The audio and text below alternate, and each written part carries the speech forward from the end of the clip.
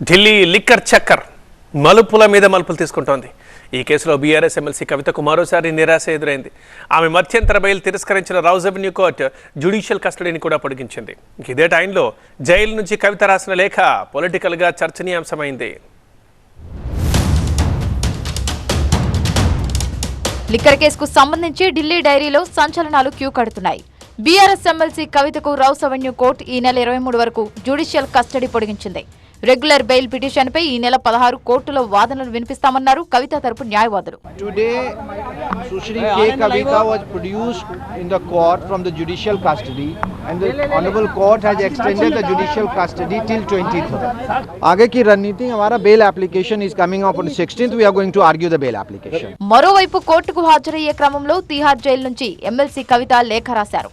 కోర్టులో చెప్పాలనుకున్న అంశాలను 4 పేజీల లేఖలో పేర్కొన్నారు కవిత.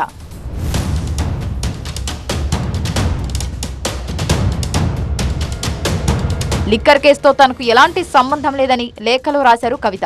తాను తప్పు చేశాను అనడానికి ఆధారాలు లేవన్నారు. 2.5 ఏళ్ల విచారణలో ఎలాంటి ఆధారాలు లభించలేదని కవిత వివరించారు. వేరే వ్యక్తుల స్టేట్మెంట్తో తనను అరెస్టు చేశారని ఆరోపించారు కవిత. తాను ఎలాంటి ఆర్థిక లబ్ధి పొందలేదన్నారు. ఈ వ్యవహారంలో తాను బాధితురాలనని చెప్పారు కవిత.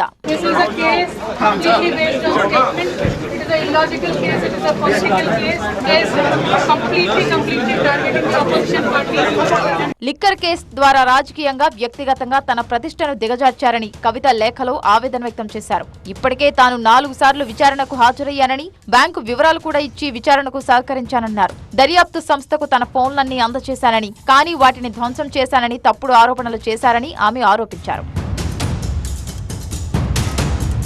95% కేసులన్నీ విపక్ష నేతలకు సంబంధించినవేనని కవిత చెప్పారు. బీజేపీలో చేరిన వెంటనే కేసుల విచారణ ఆగిపోతుందని చెప్పారు ఆమె. పార్లమెంటు సాక్షిగా విపక్ష నేతలను ఉద్దేశించి నోరు మూసుకోకపోతే ఈడీని పంపుతామని బీజేపీ నేతలు అన్నారు కవిత. విచారణకు సహకరించేందుకు తాను సిద్ధంగా ఉన్నానని లేఖలో పేర్కొన్నారు కవిత. తనకు బెయిల్ మంజూరు చెయ్యాలని అభ్యర్థించారు ఆమె.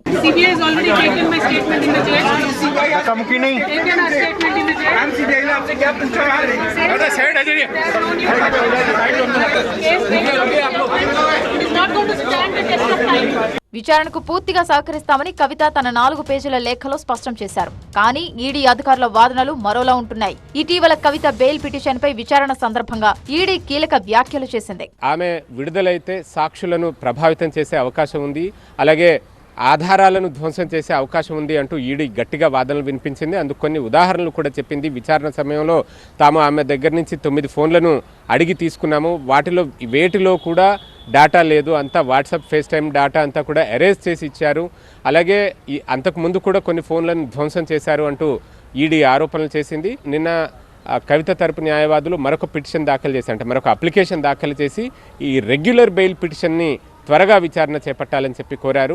నిజానికి రెగ్యులర్ బెయిల్ పిటిషన్ మీద ఈ నెల 20న విచారణ చేపట్టాల్సి ఉండగా నిన్న చేసిన ప్రత్యేక అభ్యర్థన కారణంగా దాన్ని ఒక 4 రోజులు ముందుకు జరిపి ఈ నెల 16న రెగ్యులర్ బెయిల్ పిటిషన్ మీద విచారణ జరుపుతామంటూ కోర్టు తెలిపింది. ఇక ఈ నెల 16న కవిత రెగ్యులర్ బెయిల్ పిటిషన్ పై వాదనలు జరగనున్నాయి.